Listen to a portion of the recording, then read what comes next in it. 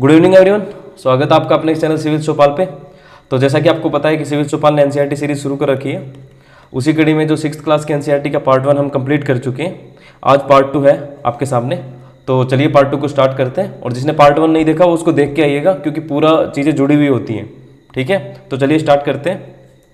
Start करने से पहले बता देता हूँ मैं आपको कि हम पढ़ चुके थे कि स्टोन एज से हमने शुरुआत की थी कि हंटर गैदरर था इंसान, आखेटक संग्राहक था। उसके बाद अर्लियन सिटी हमने पढ़ा, हड़प्पन कल्चर को पढ़ा हमने। हड़प्पन कल्चर को पढ़ने के बाद हमने वैदिक एज के बारे में पढ़ा। वैदिक एज में क्या क्या चेंजेस हो रहे थे, लोग लड़ाइयाँ लड़ रहे थे पशुओं के लिए, वो चीज़ें हमने देखी। फिर हमने देखा कि कुछ सिटीज़ बनने लगी थी। उन सिटीज़ बनने के पीछे जो सबसे बड़ा कारण था वो आयरन था। आयरन के कारण जो एग्रीकल्चर में चेंज आया, कृषि में चेंज आया, उसकी वजह से सरप्लस प्रोडक्शन हुआ। बहुत सारा प्रोडक्शन होने के कारण सिटीज़ बनी, और यही सिटी आगे चल के महाजनपद बनी थी। तो सिटीज़ बनने से एक तो सिटीज़ बनने से जो सोसाइटी अपनी बदल रही थी, सोसाइटी की चाल ढाल बदल रही थी, उसमें कुछ फिलोसफी जन्म ले रही थी, कुछ दर्शन जन्म ले रहे थे, कुछ थिंकर जन्म ले रहे थे। एक तो ये प्लस जो उत्तर वैदिक काल में हमने पढ़ा था कि उत्तर वैदिक काल में अंधविश्वास और कर्मकांड थोड़ा ज़्यादा बढ़ गया था। कर्मकांड और अंधविश्वास ज़्यादा बढ़ गया था। अब जो वर्ण व्यवस्था थी वो काम आधारित नहीं थी। अब जो वर्ण व्यवस्था थी वो काम आधारित नहीं रही। जैसे कि ऋग्वेदिक काल में हम पढ़ते थे कि जो जैसा काम करता है उसको ऐसे वर्ण में शामिल किया जाता है, लेकिन अब ऐसा नहीं था। अब वर्ण व्यवस्था जन्म आधारित हो गई थी।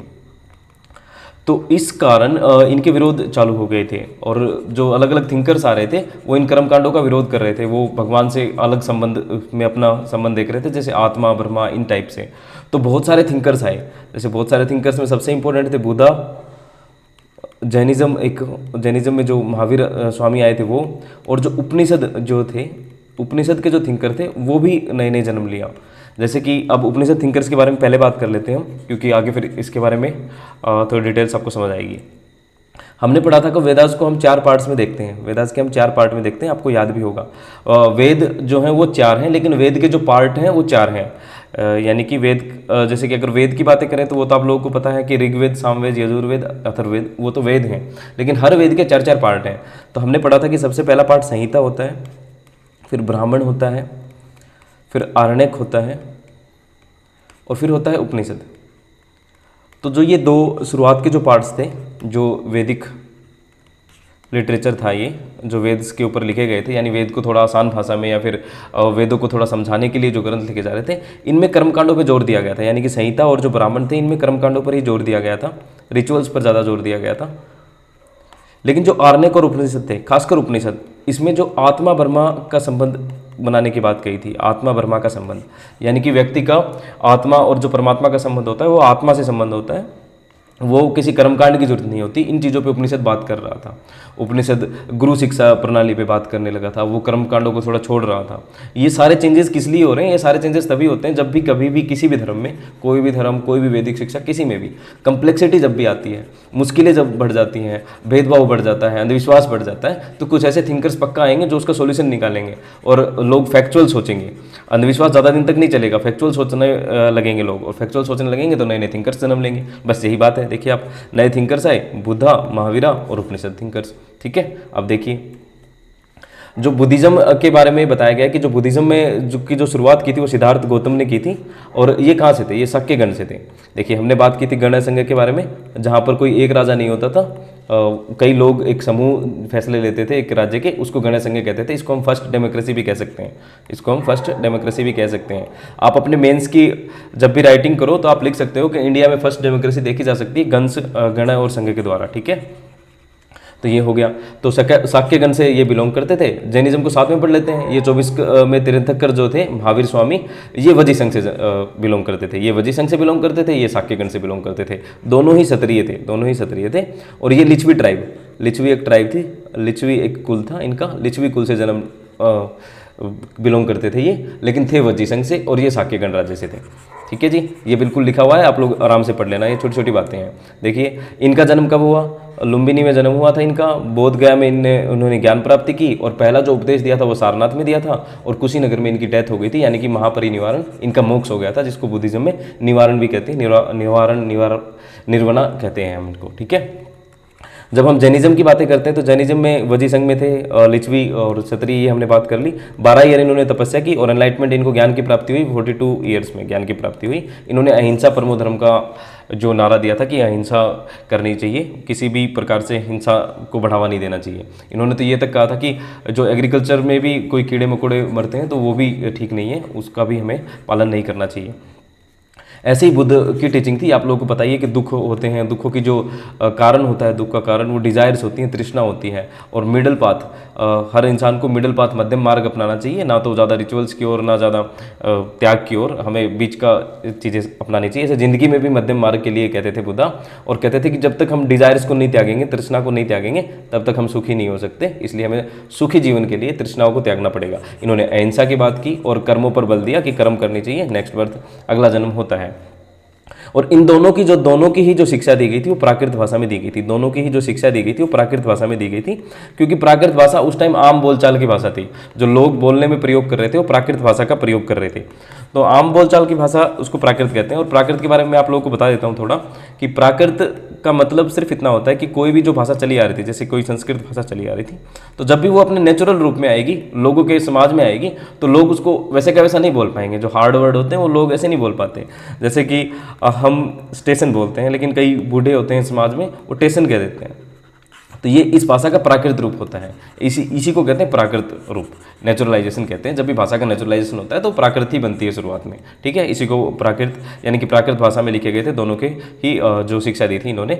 और मागधी प्राकृत, यानी कि जो मगध साइड में जो प्राकृत थी उसको मागधी प्राकृत कहते थे, ये जैनिज्म की लिखी गई थी। लेकिन जो जैनिज्म की लिखी गई थी ये 1500 ईयर पहले ही लिखी गई थी, यानी कि 500 सी कह सकते हैं, 500 सी, यानी कि कॉमन ईरा। अब आपको समझ में आ गया कि 500 ईस्वी की बात हो रही है, जो 1 ईस्वी यानी कि ईसा के जन्म के बाद की बातें हो रही। 500 सीई में लिखी गई थी ये, वल्लभी गुजरात में, वल्लभी नाम की जगह है गुजरात में, इनकी राइटिंग्स को लिखा गया था। ये एनसीईआरटी ने मेंशन किया है, इसलिए आप लोगों के लिए ज़रूरी है। 500 सीई में इनकी लिखी गई थी। शिक्षा तो पहले से दी जा रही थी, जो रिटर्न हुआ इनका वो 500 सीई में लिखी गई थी, वल्लभी गुजरात में, ठीक है जी। और जैन वर्ड का मतलब होता है जिसने इंद्रियों को जीत लिया, वो कंकरर कर लिया हो, यही मतलब होता है जिन का, जैना जिन, ठीक है जी। फिर बात आती है बुद्धिज्म और जैनिज्म, दोनों में 2 वर्ड आते हैं, संघा और विहारा, संघ और विहार, संघ और विहार। तो जो संघ होते थे जहाँ पर बौद्ध भिक्षु और भिक्षुनी, और ऐसे ही जैन के जो होते थे भिक्षु, वो भी रहते थे। भिक्षु भिक्षुनी रहते थे घर त्याग करके। जो भी व्यक्ति घर त्याग कर देता था और सत्य के राह पर चलता था, उसको क्या करना पड़ता था, संघ में रहना पड़ता था, संघ में रह सकता था वो व्यक्ति। तो संघ में रहने के लिए कुछ नियम कायदे बनाए जाते थे। तो बुद्ध धर्म के लिए देखिए, विनय पिटक जो है सिर्फ बुद्ध धर्म के नियम की बातें कर रहा है। जो बुद्ध संघों की बात है उसमें विनय पिटिका में लिखा गया कि संघ में कैसे कैसे नियम बनाए जाएंगे, कौन कैसे कैसे रहेगा, वो विनय पिटिका में संघ के नियम लिखे गए हैं। फिर भिक्षु भिक्षुनी रहते थे, सिंपल लाइफ जीते थे, मेडिटेशन करते थे, ये सारी बातें। और सभी वर्णों के लिए ओपन था, लेकिन परमिशन लेनी पड़ती थी। जैसे कि चिल्ड्रंस को पेरेंट्स से परमिशन लेनी पड़ती थी, वाइफ को हस्बैंड से परमिशन लेनी पड़ती थी, और कोई कर्जदार था तो उसको अपने देनदार से, यानी जिसको हमें पैसे देने हैं, क्रेडिटर जिसने हमें लोन दिया है, उससे पूछ के ही संघ में प्रवेश कर सकते थे आप। ये सारी बातें लिखी गई एनसीईआरटी में। और जब विहार की बातें आती हैं तो विहार होते हैं कि जब भी कोई बौद्ध या जैन अपनी शिक्षा को देने गया, प्रचार करने गया, या फिर कहीं पे भी जा रहा है, भिक्षा मांगने जा रहा है, तो जब भी रेनी सीजन होते थे, कहीं पे टेम्परेरी स्टे लेना पड़ता था। शुरुआत में ये टेम्परेरी था, जब भी टेम्परेरी स्टे लेना पड़ता था, टेम्परेरी स्टे, तो उसके लिए विहार बनाए जाते थे थोड़े थोड़े गुफाओं में कहीं पे रुकने के लिए। लेकिन बाद में क्या हुआ, बाद में राजाओं ने इनको दान देना शुरू किया और परमानेंट विहार बनाने शुरू कर दिए, स्थायी विहार बनाने चालू कर दिए। ये आपको ये एक एग्जाम्पल मिलता है, देखिए कारले का, ये महाराष्ट्र का, महाराष्ट्र में एक कारले नाम की जगह है, कारले, वहाँ का ये विहार है जो आपको देखने को मिलता है, ठीक है जी। ये गुफाओं को काट के बनाया गया था, देखिए गुफाओं को काट के बनाया गया था, यहाँ पे मेडिटेशन और सारी चीज़ें की जा सकती थी, ठीक है। और यही हमने पढ़ा था अभी कि जो उपनिषद थे उसमें आत्मा ब्रह्मा की बात की गई थी, उसमें रिचुअल्स की बातें कम की गई थी, आत्मा ब्रह्मा के जो सीधे संबंध हैं उन पे बातें की गई थी। गुरु शिष्य डायलॉग परंपरा को आगे बढ़ाया गया था कि गुरु शिष्य के बीच में जो संवाद हो रहे हैं, गुरु ज्ञान देता था और उसी ज्ञान से व्यक्ति का मोक्ष की ओर आगे बढ़ता था। फिर ही बता रहे हैं कि जो उपनिषदों के बाद क्या हो रहे थे, डायलॉग्स हो रहे थे, बहुत सारी धार्मिक गोष्ठियाँ हो रही थी। गोष्ठियों का मतलब होता है कि बहुत सारे धार्मिक लोग आ रहे हैं और वाद विवाद कर रहे हैं। तो उसमें क्या होता था, सिर्फ ब्राह्मण्स, किंग्स, राजा ब्राह्मण, राजा और अमीर लोग ही भाग लेते थे। लेकिन क्या हुआ, दो ऐसे एक्सेप्शन मिलते हैं हमें, ये देखो एक्सेप्शन जहाँ पे भी आए उसे पढ़ना जरूरी होता है। एक तो एक्सेप्शन है गार्गी का। गार्गी नाम की एक महिला है जिन्होंने जो वैदिक जो गोष्ठी होती थी, जो वेद की गोष्ठी होती थी, उसमें भाग लेती थी ये महिला। देखो सबको मना किया गया था लेकिन गार्गी भाग लेती थी, शायद ये कोई बड़ी दार्शनिक होगी इसलिए इनको अलो किया जाता होगा। ऐसे ही एक व्यक्ति मिलते हैं जो गरीब थे फिर भी इन गोष्ठियों में भाग लेते थे, सत्यकाम जाबला नाम था इनका, सत्यकाम जाबाल, गरीब व्यक्ति थे और ये भी उन गोष्ठियों में भाग लेते थे। इनकी मदर थी जाबेली और जो एक स्लेव हुआ करती थी, एक दासी पुत्र थे, फिर भी उसमें जो वैदिक गोष्ठियाँ होती थी उनमें भाग लेती थी। तो जो वैदिक जो परंपरा चली आ रही थी, वैदिक परंपरा में ही बाद में 6 दर्शन हमें देखने को मिलते हैं जो बौद्ध और जैन के बाद आए थे। और कि जैसे कि मैंने आपको बताया कि जो संहिता और ब्राह्मण थे रिचुअल्स की बातें कर रहे थे, अब उपनिषद में रिचुअल्स की बातें नहीं कर रहे थे, आत्मा ब्रह्मा के संबंध की बातें कर रहे थे, तो उसमें अलग अलग विचारक आ रहे थे, अलग अलग फिलोसफी आ रही थी, अलग अलग दर्शन आ रहे थे। उन्हीं दर्शन में ये जो 6 दर्शन है इनके नाम आपको याद करने हैं। ऐसे कैसे आपको याद करना है, जो वैशेषिक दर्शन था वो किसने दिया, कन्नाद ने दिया। न्याय का दर्शन था वो गौतम ने दिया। सांख्य का दर्शन था वो कपिल ने दिया। योग का दर्शन था पतंजलि ने दिया। पूर्व मीमांसा आपको जैमिनी ने दिया। और वेदांत जिसको हम उत्तर मीमांसा भी कहते हैं वो व्यास ऋषि के द्वारा दिया गया था।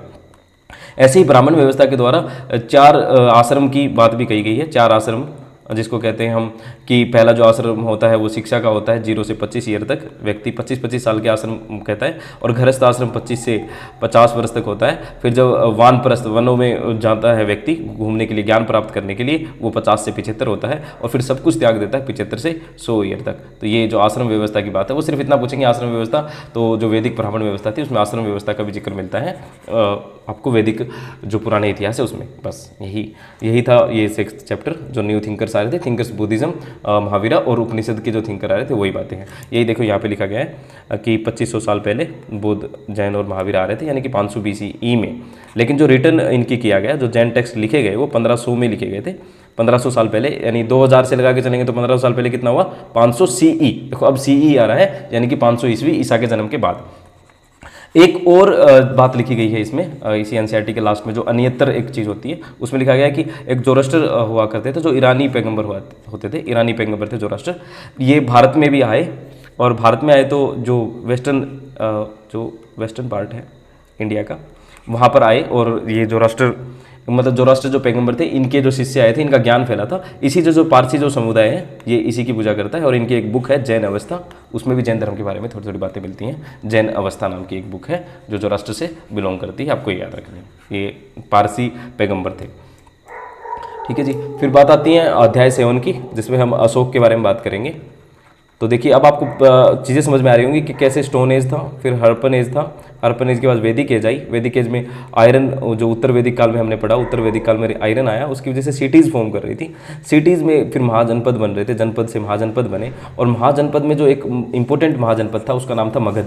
उसमें बहुत सारे जो एम्परर आए थे, लेकिन जो सबसे इंपॉर्टेंट जो शासन हमें देखने को मिलता है मगधा पे, वो मौर्यन एम्पायर जो था वो देखने को मिलता है। तो मौर्यन एम्पायर में जिसकी शुरुआत किसने की थी, चंद्रगुप्त मौर्य के द्वारा की गई थी। और इनके एक गुरु हुआ करते थे बहुत फेमस, चाणक्य एक इनके गुरु हुआ करते थे बहुत फेमस। उनकी टीचिंग और इन दोनों के साथ ने नंद एम्पायर को उखाड़ के फेंक दिया था मगध से। और जो इनके धनानंद लास्ट जो नंद जो अंपायर था उसको उखाड़ के फेंक दिया था, एंड कर दिया था किसके द्वारा, चाणक्य और चंद्रगुप्त के द्वारा। तो देखिए चंद्रगुप्त मौर्य के ही बेटे हैं बिंदुसार और बिंदुसार के बेटे हैं अशोक। तो यानी अब अशोक के बारे में इस चैप्टर में बताया गया कि अशोक पहले तो देखो हम पढ़ चुके हैं कि अशोक ने पहले ऐसे राजा थे जिन्होंने लिखवा के अपने आदेशों को लिखवाया आदेशों को अपने प्रिंट मतलब अभिलेखों में इंस्क्रिप्शंस बनवाए। एक तो ये पहले राजा थे लिखवाने वाले। फिर देखिए जो मौर्यन साम्राज्य के बारे में हमें सोर्सेज क्या क्या हैं, तो देखिए जो चंद्रगुप्त मौर्य थे जिसने मौर्य साम्राज्य की नींव रखी मगध पे, वहाँ पे उनके एक राजदूत मतलब उनके यहाँ पे एक इंडो ग्रीक राजदूत रहते थे, ग्रीक राजदूत रहते थे उनके यहाँ पे। उस ग्रीक राजदूत का नाम था सेलुकस निकेटर। यूनानी राजदूत थे सेलुकस निकेटर। उनकी सेलुकस निकेटर नाम के एक ग्रीक रूलर हुआ करते थे, उनके राजदूत थे मैगस्थनीज। तो मैगस्थनीज ने उनको चंद्रगुप्त मौर्य के दरबार में भेजा था एक राजदूत बना के, एक एनओ की तरह। तो जो ये राजदूत थे मैगस्थनीज, इनकी एक पुस्तक है इंडिका। देखिए आप कंफ्यूज मत होना, जो सेलुकस निकेटर थे वो यूनानी राजा थे, उनके जो एक ये ऑफिसर थे मैगस्थनीज, इन्होंने राजदूत बना के भेजा था चंद्रगुप्त मौर्य के दरबार में। और इनकी एक पुस्तक है इंडिका। एक तो ये सोर्स है आपको मौर्य साम्राज्य के बारे में बताता है। इंडिका ने बहुत सारी बातें लिखी है मौर्य साम्राज्य के बारे में, क्योंकि ये इन्हीं के ऑफिस में रहता था चंद्रगुप्त मौर्य के, इसलिए। और एक और पुस्तक मिलती है आपको अर्थशास्त्र, और तीसरा जो सबसे इंपॉर्टेंट है अशोकन इंस्क्रिप्शन। तो अर्थशास्त्र किसने लिखी? चाणक्य के द्वारा जो बुक लिखी गई थी अर्थशास्त्र, वो भी आपको मगध और मौर्य साम्राज्य के बारे में बहुत सारी बातें बताती है। और अशोकन इंस्क्रिप्शन तो आपको बताएंगे ही मौर्य साम्राज्य के बारे में, हमने पढ़ा था कि बहुत जगह पर अशोक ने अभिलेख लिखवाए जिससे बहुत सारी बातों के बारे में पता लगता है। ठीक है जी। फिर देखिए आपको जो मगध थी महाजनपद था, एक बहुत बड़ा महाजनपद और बहुत इंपॉर्टेंट महाजनपद था। और ये इसके इंपॉर्टेंस होने के पीछे भी बहुत सारे रीजंस बताए जाते हैं कि मगध को एक तो नेचुरल फर्टाइल ज़मीन मिली थी, नेचुरल फर्टाइल ज़मीन मिली थी क्योंकि गंगा सोन नदियों के पास था ये। ऊपर से जो इनकी एक राजधानी थी पाटलिपुत्र, पाटलिपुत्र राजधानी भी नदियों से आसपास से ढकी हुई थी, नदियों से मतलब बॉर्डर बनाती थी, नदियाँ बॉर्डर बनाती थी। इसकी वजह से यहाँ पे कोई हमला करना भी बहुत मुश्किल था। प्लस यहाँ पे जंगल बहुत ज़्यादा थे और जंगल होने की वजह से क्या होता था, हाथी यहाँ पे मिले रहे थे, हाथियों की वजह से भी युद्ध जीतने में आसानी होती है। प्लस यहाँ पे झारखंड की माइंस, जो लोहे की माइन है जो आज भी मिलती है, लोहे की माइन, तो लोहे होने की वजह से औजार और हथियार बनाए जा सकते हैं, इसलिए भी मगध को बहुत फायदा हुआ। प्लस बताते हैं कि रूलर्स बहुत अच्छे मिले मगध को, जैसे कि चंद्रगुप्त मौर्य, अशोकन, और उससे पहले भी धनानंद जैसे राजा, हमने पीछे पढ़ा था कि अलेक्जेंडर तक डर के उनसे पीछे भाग गए थे। तो ऐसे ऐसे राजाओं की वजह से मगध बहुत ज़्यादा बड़ा एम्परर बन पाया।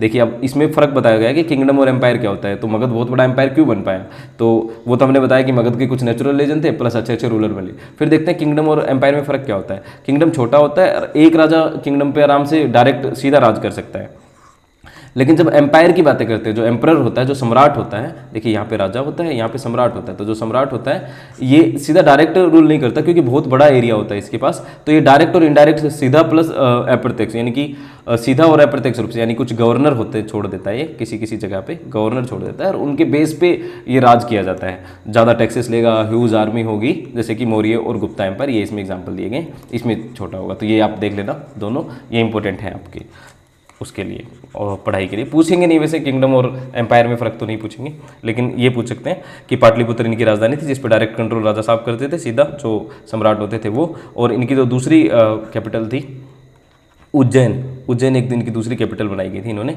तो इसमें क्या होता था, गवर्नर के द्वारा राज करते थे ये, और ये उज्जैन रास्ते में था, यानी कि नॉर्थ और इंडिया के और साउथ इंडिया के बीच में एक लिंक बनाता था, एक ब्रिज का काम करता था। एक तक्षशिला थी और जो नॉर्थ वेस्ट में थी, यानी कि यहाँ पे जो पश्चिम उत्तर भारत है, पश्चिम उत्तर भारत वहाँ पे थी। ये मिडिल एशिया के साथ एक रास्ता बनाता था। तो ये जो इंपॉर्टेंट इनकी कैपिटल्स थी, इनमें गवर्नर के द्वारा राज किया जाता था, सीधे पाटलिपुत्र पे राजा राज करते थे, जैसे कि चंद्रगुप्त मौर्य, अशोक और बिंदुसार। ठीक है, अब देखते हैं आगे। जो टैक्स लिया जाता था, और टैक्स और ट्रिब्यूट में फ़र्क बताया गया कि टैक्स और नजराने में क्या फ़र्क है। तो टैक्स तो कंपलसरी पेमेंट देनी होती थी किंग और राजा को। तो जो मौर्यन सम्राट में थे वो नजराने भी लेते थे और कर भी लेते थे। नजराने होते थे मतलब ज़रूरी नहीं होता कि आप दोगे, बस आपको क्या होता है कि हारने वाले या आश्रित शासकों द्वारा स्वेच्छा से दिया गया उपहार, यानी कि स्वेच्छा से होता है। इसमें सबसे इंपॉर्टेंट होती है स्वेच्छा, आपकी विलिंगनेस होती है कि आप दे रहे हैं, भाई हम दे रहे हैं नजराना, तो अपनी मर्जी से होता है। टैक्स तो देना ही पड़ेगा आपको, नहीं देंगे तो फिर उसका कोई कानून होगा, उसकी सज़ा हो सकती है आपको। बस यही फ़र्क था नजराने और टैक्स में बताया गया है कि वो टैक्स भी लेते थे मौर्य सम्राट में और नजराने भी लिया करते थे। तो अशोक फेमस थे, देखिए यही बात है। इनकी जो लैंग्वेज थी प्राकृत थी, हमने पहले ही पढ़ी थी, और जो स्क्रिप्ट थी वो मोस्टली ब्राह्मी लिपि में लिखा गया है, मोस्टली ब्राह्मी लिपि में लिखा गया है। लेकिन देखिए इस पर क्वेश्चन आया था एक बार, जो खरोष्टी लिपि में, देखो भाषा तो इनकी प्राकृत थी, लेकिन दो ऐसी जगह हैं जैसे सहबाजगढ़ी और मानसेरा। देखिए सहबाजगढ़ी और मानसेरा आपको दिखेगा यहाँ पे, सहबाजगढ़ी और मानसेरा, ये पाकिस्तान में दोनों जगह हैं, सहबाजगढ़ी और मानसेरा। इस मैप में देखिए ये सारी सहबाजगढ़ी और मानसेरा, ये पूछा गया है सीधा। खरोष्टी लिपि में यहाँ पे मिला है आपको पाकिस्तान में। हमने क्या पढ़ा कि ब्राह्मी लिपि में मोस्टली थे, सारे लगभग जो थे वो ब्राह्मी लिपि में थे, लेकिन खरोष्टी में कौन से मिले, सहबाजगढ़ी और मानसेरा।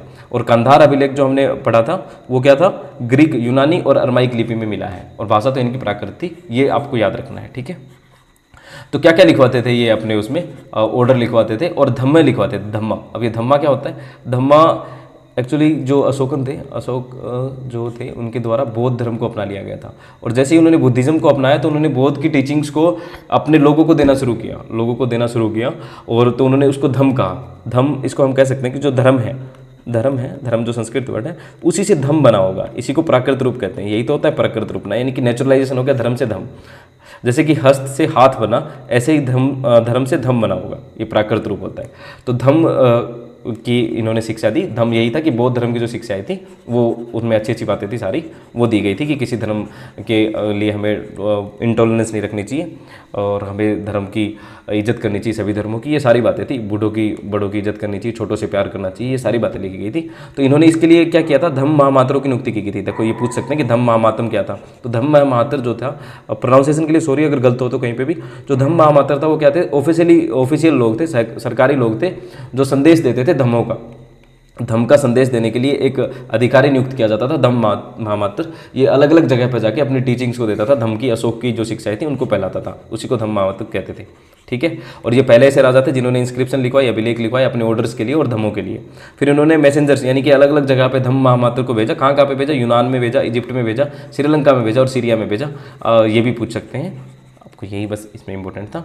और फिर बताया गया कि 261 ईसा पूर्व में 261 ईसा पूर्व में क्या हुआ था, कलिंग वार हुआ था। कलिंग वार, कलिंग यहाँ पे एक जगह है, देखिए ये कलिंग जगह है, ये ओडिशा का, आज ओडिशा का प्रांत है, मतलब ओडिशा के प्रांत में है ये आज। तो कलिंग नाम की जगह पे इन्होंने युद्ध किया और कलिंग को जीतने के लिए इन्होंने इतना नरसंहार किया कि इनका मन बदल गया है। इसको कहते हैं कि हृदय परिवर्तन हो गया, और उस हृदय परिवर्तन के बाद इन्होंने बौद्धिज्म को ले लिया था और हिंसा छोड़ दी थी कि अब से ये राजा हथियार नहीं उठाएंगे। तो देखिए कलिंग वर्तमान हिंसा से अशोक व्यथित हो गए थे, मतलब दुखी हो गए थे, शोक हो गए थे कि अब ऐसे काम नहीं करेंगे। और फिर आपको ये ड्राइंग मिलती है, ये आज राष्ट्रपति भवन में, प्रेसिडेंट भवन में रखी गई है। ये भी मौर्य साम्राज्य का है। तो देखिए आप, ये बिहार रामपुरवा से मिली है। वो पूछ सकते हैं कि भाई ऐसा कोई पिक्चर है, तो आप बिहार रामपुरवा से मिली है। और देखो ये जो आपको नीचे दिख रहा है, ये आपको अपने जो अशोक स्तंभ है उसके नीचे भी देखने को मिलेगा। देखिए ये इससे पता भी लग रहा है कि ये मौर्य का है। तो यही इस चैप्टर में था। फिर उसके बाद जो ये चैप्टर खत्म होते ही जो आपकी बुक में जो पेज आता है वो ये पेज है। ये पेज ये आपको कुछ नहीं करता, ये आपको टाइमलाइन देता है कि जो मौर्य एम्पायर था उसके बाद क्या क्या हुआ, मौर्यन एम्पायर के बाद कैसे कैसे चीज़ें बदली। देखिए इसके लिए समझने के लिए सबसे पहले इंपॉर्टेंट बात ये होती है कि अगर कोई भी सेंटर की पावर कभी भी कमज़ोर होगी, जैसे कभी भी सेंटर कमज़ोर होगा, जैसे कि पूरे राजा ने किसी पूरे एक देश को, इस पूरे देश को बांध रखा है, लेकिन यहाँ पे जब राजा साहब रहते हैं तो ठीक है, राजा साहब मजबूत हैं तो सभी चीज़ों को कंट्रोल कर सकते हैं, अलग अलग छोटे छोटे राजाओं को, छोटे छोटे गवर्नर को कंट्रोल कर लेंगे। लेकिन ये जब भी कमज़ोर होंगे तो ये जो छोटे छोटे गवर्नर्स हैं अपने आप को आज़ाद घोषित कर देंगे, अपने आप को आज़ाद घोषित कर देंगे, और विदेशी लोग भी सोचेंगे कि ये राजा कमज़ोर हो गया है, अब यहाँ पे आक्रमण किया जाए। हुआ ऐसा ही। अशोक ने जब 261 ईसा पूर्व के बाद 261 BCE में कलिंग युद्ध के बाद एक तो अहिंसा ले ली थी, प्लस जो इसके बाद जो रूलर्स आ रहे थे मौर्य साम्राज्य के, जो अशोक के बाद रूलर आए वो इतने एफिशिएंट नहीं थे जितने अशोकन थे, और प्लस ज़्यादा सेंट्रलाइजेशन हो गया था। अशोक जो एम्पायर था, अशोकन का एम्पायर, वो कहते हैं कि लगभग पूरा भारत, मतलब जहाँ तक आप देख पा रहे हैं, पिच नीचे का थोड़ा सा छोड़ दीजिए, लगभग सारा अशोक के एम्पायर का हिस्सा था। इसलिए भी जो कंट्रोल करना हो रहा था थोड़ा मुश्किल हो रहा था। तो ऐसा ही हुआ जब अशोकन के मरने के बाद और जो मौर्य साम्राज्य के आने वाले रूलर्स थे वो कमज़ोर होते गए। तो सेंटर जब भी कमज़ोर होता है तो यही हुआ।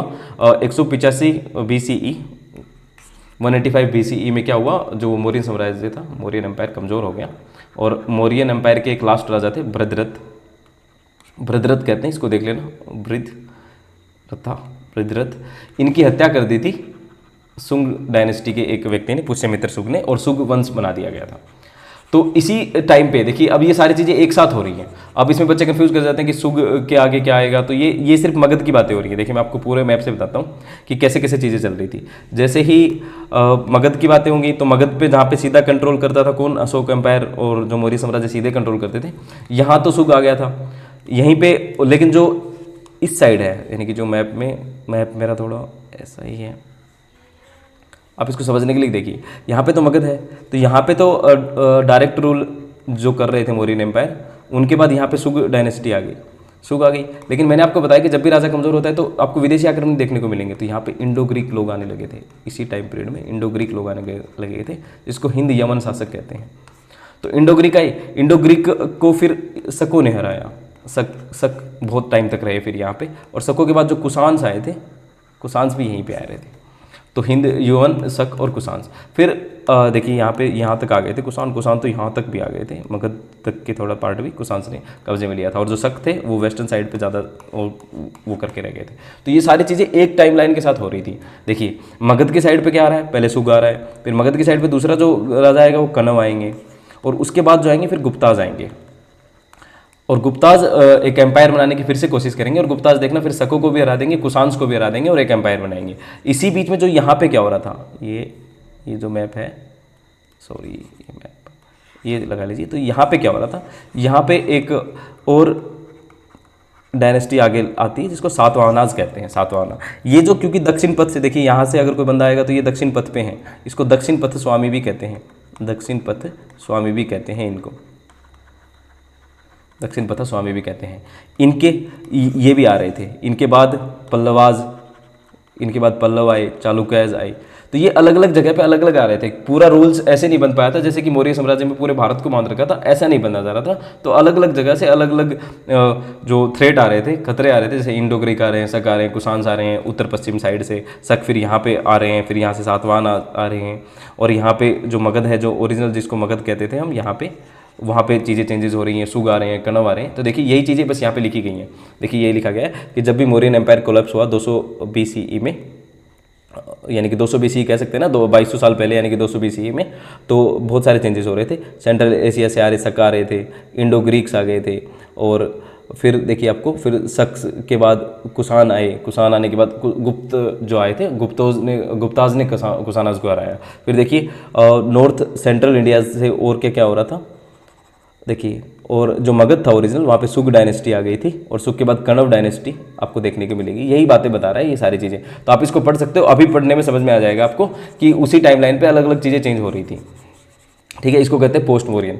तो यहाँ पे मैंने लिखा भी गया है कि 200 BC और 185 BC में मौर्यन एम्पायर का एंड हुआ। तो जो मगध की साइड थी, जो ईस्टर्न साइड थी, वहाँ पे सुग वंश आया पहले, सुग के बाद कण्व वंश आया, और कण्व के बाद गुप्ताज ने इसको जो मगध पे पूरा कवर किया। फिर नॉर्थ वेस्ट जो पार्ट है उसमें पहले इंडो ग्रीक आए, जैसे हिंद यवन शासक जिसको कहते हैं, हिंद यवन शासक आए, फिर शक आए, और शक के बाद कुषाणाज आए, और कुषाणाज को भी फिर किसने हराया, गुप्ताज ने हराया। और गुप्ता फिर वैसा ही एम्पायर बनाएंगे जैसा कि एक बार अशोक ने बनाया था, मतलब पूरे भारत को वो भी एक बार पूरे अपने एम्पायर में शामिल कर लेंगे। देखिए फिर डेक्कन में क्या हो रहा था, डेक्कन में सातवाहना शासन जो शासक थे, इन्होंने बहुत टाइम तक राज किया, दक्षिणापथ स्वामी कहते थे इनको। और फिर इनके बाद वाकटक वंश आता है, फिर इन दोनों को खत्म कर देते हैं, चालुक्य और पल्लव बहुत मजबूत हो जाते हैं, फिर इन दोनों को खत्म कर देते हैं राष्ट्रकूट। ये चल रहा है डेक्कन में, डेक्कन यानी कि ये पार्ट, ये पार्ट जो महाराष्ट्र वाला पार्ट है, आपको मध्य प्रदेश थोड़ा और नीचे महाराष्ट्र वाला पार्ट है, यहाँ पे सातवाहन, वाकटक, चालुक्य, ये अलग अलग राजा काम कर रहे हैं। और साउथ में क्या हो रहा है, इसी साइड में साउथ में क्या हो रहा है, तो साउथ में हम पढ़ेंगे कि मूवेंद्र शासकों की बातें हो रही हैं। मूवेंद्र का मतलब क्या था, अब आगे आ ही जाएगा वो। मूवेंद्र का मतलब था कि 3 शासक, चोल, चेराज और पांड्याज, जो ये कर रहे थे किंगडम पे राज, इनके राज चल रहे थे। देखिए यही बताया गया है कि देखो इंडो ग्रीक आ रहे हैं, इंडो ग्रीक, अरे यहाँ पे सुगा अम्पायर चल रहा है, तो इंडो ग्रीक के बाद जो आ रहे थे वो शक आए थे, और शकों के बाद कुषाण्स आए थे, ठीक है। यहाँ पे सातवाहना राज कर रहे हैं, यहाँ पे चोला राज कर रहे हैं, जो इसको मूवेंद्र कहते हैं, जिसको यहाँ पे वर्ड यूज हुआ है इनके लिए, मूवेंद्र 3 राजाओं का जो संगम लिटरेचर जो है, संगम एज कहते हैं इसको, जो ये साउथ में जो चल रहा था ना इसी वक्त में, जब मौर्यन एम्पायर का एंड हो रहा था, तो जो साउथ में चल रहा था उसको संगम एज कहते हैं, संगम काल कहते हैं। तो संगम काल में क्या हो रहा था, यहाँ पे एक मूवेंद्र नाम के राजा होते थे 3, चोल, चेरा और पांड्या, इनको मूवेंद्र कहते थे। यहाँ पे मूवेंद्र शासक राज कर रहे थे। बस यही बताया गया, आप इस स्लाइड को ढंग से पढ़ सकते हो। ये बहुत ज़रूरी होता है, ये टाइमलाइन होता है एनसीईआरटी हिस्ट्री का, और इसको छोड़ देते हैं, तो इसलिए अपने टाइम लग रहा है 6th क्लास में, क्योंकि हम थोड़ा चीज़ों को डिटेल में लेके चल रहे हैं, ठीक है। इसके बाद जो +2 आएगा उसमें आपको इतना टाइम नहीं लगेगा, क्योंकि आप समझ चुके होंगे कि ये कुछ चीज़ें साथ साथ भी चलती हैं। लोग सोचते हैं कि पहले इंडो ग्रीक आया, हमें तो बताओ साहब ये इंडो ग्रीक खत्म होने के बाद दूसरा क्या आएगा, ऐसा नहीं होता है। कई बार चीज़ें साथ साथ भी होती हैं, ठीक है। फिर इससे जो अगला चैप्टर आता है वो यही है, देखिए कि आयरन के बाद जो चेंजेस हो रहे थे, ये हमें देखा, हमने महापाषाण पढ़ लिया था, फिर हमने आयरन की कुल्हाड़ियों से जो फॉरेस्ट क्लियर हुआ, फिर हल, जैसे कि आयरन के से उपकरण जो बन रहे थे, हल बन रहे थे, कृषि उत्पादन बढ़ रहा था, इरिगेशन कैनाल्स ये सारे बन रहे थे, सरप्लस फूड हुआ और नई सिटीज़ बनी, तो ये तो हमने पढ़ा। फिर अब गाँव में और शहरों में क्या क्या हो रहा था ये बता रहा है चैप्टर नंबर 8। ये चैप्टर नंबर 8 बता रहा है कि गाँव में देखो संगम लिटरेचर, संगम कब की बात है, संगम मैंने क्या बताया, जब मौर्य साम्राज्य का एंड हो गया था उसी वक्त। देखो डेट्स को दिल पे नहीं लेना है, डेट्स मतलब थोड़ा थोड़ा ऊपर ऊपर से होता है। देखो यहाँ पे लिखा भी गया है कि डेट्स को दिल पे ना ले, ये ओनली रेफरेंस के लिए समझना होता है कि जब मौर्य साम्राज्य का एंड हो रहा था उसी वक्त के आसपास यहाँ पे जो साउथ में काम कर रहे थे उसको कहते हैं संगम एज। संगम एज यानी संगम काल। संगम काल में मूवेंद्र शासक राज कर रहे थे, मूवेंद्र शासक राज कर रहे थे। देखो ये वर्ड यूज किया गया है, एनसीईआरटी में पूछ सकते हैं मूवेंद्र किसके लिए यूज होता है, तो 3 राजा जो साउथ में राज कर रहे थे इस जगह पे, देखिए यहाँ पे चेरा राज कर रहे थे, यहाँ पे पांडे और यहाँ पे चोल, ये चोलाज, ये पांडे और ये चेराज, ये यहाँ पे रूल कर रहे थे। इसको कहते थे हम कि मूवेंद्र शासक थे। तो जो संगम एज में इनके लिए मूवेंद्र वर्ड यूज़ हुआ है, तो इसमें कुछ बताया गया है कि इसमें बताया गया कि जो वेललार किसको कहते थे, वेललार जो बड़े जमींदार होते थे उनको कहते थे।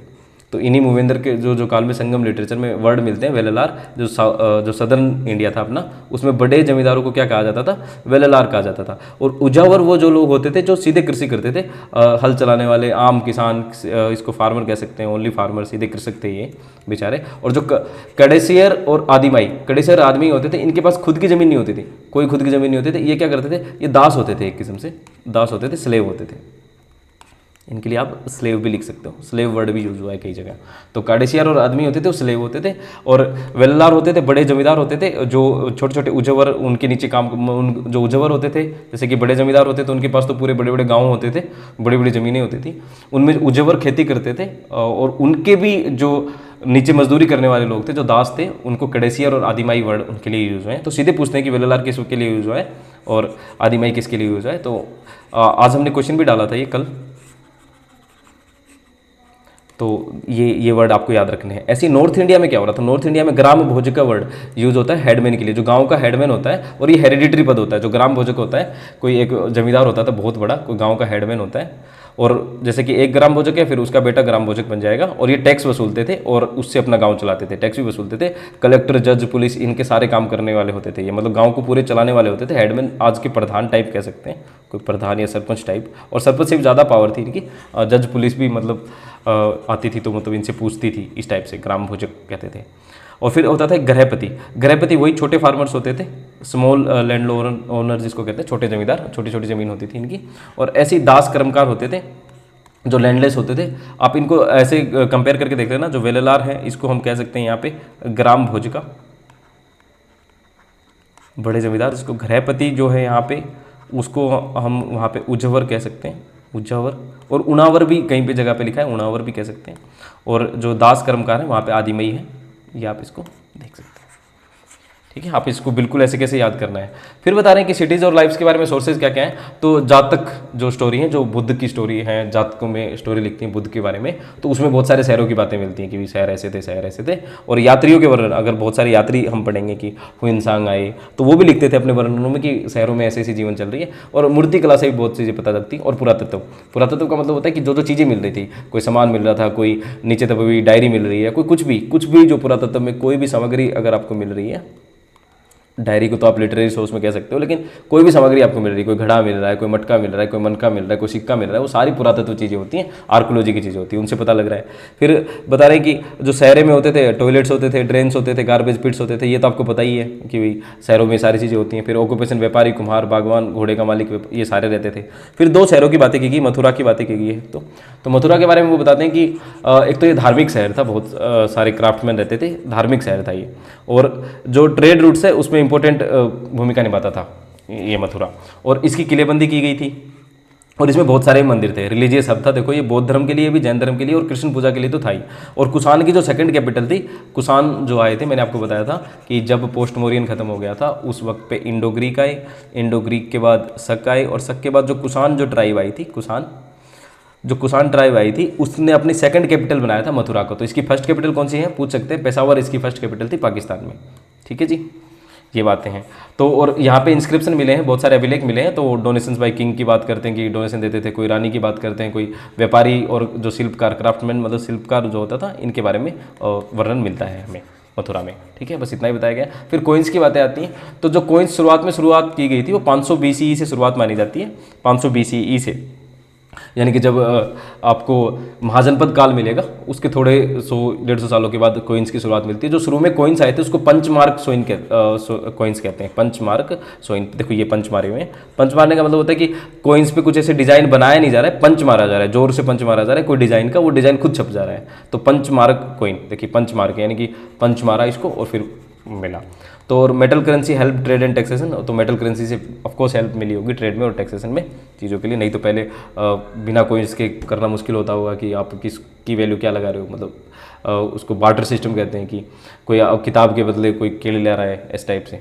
ठीक है। तो पंचमार्क कॉइन आप लोगों को याद रखने कि 500 BC से जो शुरुआत में जो कॉइन सबसे पहले आए थे वो पंचमार्क कॉइन ही थे, ठीक है। फिर पोटरी के बारे में बताया गया कि जो मृदभांड मिले, मृदभांड होता है मिट्टी के बर्तन और कुछ नहीं था, मिट्टी के बर्तन थे। तो जो पेंटेड ग्रेवेयर है यानी कि जो काले पॉलिश मतलब काले पॉलिश किए हुए बर्तन, जो काले रंग के जो बर्तन थे वो मिलते हैं आपको 1000 BCE से, यानी कि आपको वैदिक एज से महाजनपद काल तक के बीच में मिलते हैं ये। और 600 BCE के बाद यानी कि महाजनपद काल से जो हमें ज़्यादा मिले हैं वो NBPW मिले हैं, यानी कि उत्तर, यहाँ पे उत्तर लिखा हुआ नहीं और लिख लीजिए, उत्तर चमकदार काले बर्तन, उत्तर काले चमकीले बर्तन, उत्तर काले चमकीले बर्तन ये है। इसमें क्या था कि चमकीले थे, थोड़े पॉलिश थे, काले थे लेकिन पॉलिश ज़्यादा थे ये। फिर देखिए श्रेणी का जिक्र आता है। श्रेणी किसको कहते हैं? देखिए ये UPSC का सीधा क्वेश्चन है कि श्रेणी किसको कहते हैं। तो श्रेणी ये शिल्पकारों की भी हो सकती थी, ट्रेडर्स की भी हो सकती थी। एक ग्रुप होता था, देखिए श्रेणी क्या होता था, एक ग्रुप होता था जो क्या करते थे, ट्रेनिंग भी देते थे, बैंक का भी काम करते थे। ये किसकी हो सकती थी? क्राफ्टमैन की भी हो सकती थी, यानी कि शिल्पकारों की भी हो सकती थी। और किसकी हो सकती थी? ट्रेडर्स, जो मर्चेंट है, व्यापारी हैं, व्यापारियों का एक ग्रुप होता था जो ट्रेनिंग्स भी देता था और ट्रेड्स के बारे में जितने मसले थे उनके बारे में चर्चा करते थे ये मिलके, इसको कहते थे श्रेणीज। तो ये आता है जिक्र। फिर एक और वर्णन आपको, एक कहानी बस दी गई है NCERT में। उस कहानी में लिखा गया है कि जो सूत काटते हैं, यानी कि जो कपड़ा बनाने का जो कारोबार है, टेक्सटाइल का, जो कपड़ा बनाने का जो टेक्सटाइल की बातें हो रही है, उसमें अर्थशास्त्र में कुछ नियम बताए गए हैं कि जो कार्यशाला के अधिकारी होते थे वो महिलाओं को और बहुत सारे लोग जो काम करने आते हैं वो टेक्सटाइल में काम करने के लिए आते थे, टेक्सटाइल की फैक्ट्री में। और उनको जो पेमेंट दी जाती थी वो कैसे दी जाती थी? क्वालिटी को देख के दी जाती थी। पेमेंट दी जाती थी क्वालिटी और क्वांटिटी को देख के, कितना ज़्यादा काम किया और कितने ढंग से काम किया। और नियम तोड़ने वाले को अंगूठा काटने जैसा मतलब जुर्माने का वर्णन मिलता है, अर्थशास्त्र में ऐसा लिखा गया है। तो अब पता नहीं सच है या झूठ है, लेकिन अर्थशास्त्र में ऐसा लिखा गया है, ऐसा NCERT कह रही है, ठीक है। फिर बात आ रही है अरिकामेडु। यहाँ पे लिखा गया है कि अरिकामेडु नाम की एक जगह है। तो इसके बारे में जो बात करेंगे हम वो अगले चैप्टर से मिला के पढ़ेंगे, देखिए फिर आपको और समझ में आएगा। जो 9th चैप्टर है वो देखिए। 9th चैप्टर यही कह रहा है कि उस वक्त तक जब हमने पोस्ट मौर्यन की बातें कराई, यानी कि मौर्यन एम्पायर खत्म हो गया, मौर्यन एम्पायर जब खत्म हुआ, यहाँ पे सातवाहन रूलर काम कर रहे थे और यहाँ पे देखो सुगा एम्पायर आ रहे हैं, यहाँ पे कुषाण्स आ रहे हैं। इस वक्त क्या हो रहा था, और यहाँ पे देखो चोलाज, पांड्याज ये हैं। और तो इस वक्त क्या हो रहा था कि रोमन से अपना व्यापार बहुत हो रहा था। देखिए आपको ये जो रोम साम्राज्य था, रोम एम्पायर था, इसके साथ अपना व्यापार बहुत हो रहा था। देखो इन रास्तों से व्यापार हो रहा था। व्यापार, इस व्यापार के बारे में पता कैसे लगता है? वो पूछते हैं कि ट्रेड्स के बारे में पता कैसे लगता है कि ट्रेड्स हो रहा था। तो एक तो जो रोम के, सोच के देखिए, अगर कोई रोम का सामान है वो हमारे यहाँ पे मिलता है तो उससे क्या मानेंगे कि हाँ भाई ट्रेड हो रहा था। या फिर अपना सामान रोम में मिलता है, जो रोमन एम्पायर था, अगर रोमन एम्पायर में मिलता है तो उससे क्या मानेंगे हम कि हाँ भाई व्यापार है। तो जो रोमन एम्पायर है, रोमन जो बड़ा साम्राज्य था, उसके साथ अपने व्यापार के साक्ष्य मिले हैं। यही बात आ रहा है ये दूसरा चैप्टर। देखिए क्या कह रहा है 9th चैप्टर कि ट्रेड विद रोमन होता था। हमें कैसे पता लगा कि जो NBPW थे, देखो ये नॉर्थ में बनाए जा रहे थे, नॉर्थ ब्लैक पुलिस वेयर, ये आपको सदर्न इंडिया में भी देखने को मिले हैं। तो ये पूरे भारत में लगभग आपको देखने को मिले हैं। तो ये कैसे देखने को मिले? तो यानी कोई ना कोई लोग आता होगा, जाता होगा, यही बस यही बताने की कोशिश कर रहे हैं ये। और क्या बता रहे हैं कि जो सदर्न इंडिया था वो हब ऑफ गोल्ड था, गोल्ड यहाँ पे बहुत ज़्यादा था, मसाला बहुत ज़्यादा था, और प्रीसियस स्टोन यानी कि जो रतन होते थे, रतन, उनका भी जो कारोबार चल रहा था, ट्रेड आ रहा था। रोमन एम्पायर के साथ बहुत बड़ा ट्रेड चला रहा था। तो ब्लैक गोल्ड कहते थे वो काली मिर्च को। जो रोमन एम्पायर में इतनी डिमांड थी काली मिर्च की, वो इसको ब्लैक गोल्ड कहते थे, इतनी डिमांड थी। और ये सारा साउथ इंडिया से जा रहा था, जो अपना साउथ इंडिया है वहाँ से रोमन तक हम व्यापार कर रहे थे, ये पता लग रहा है।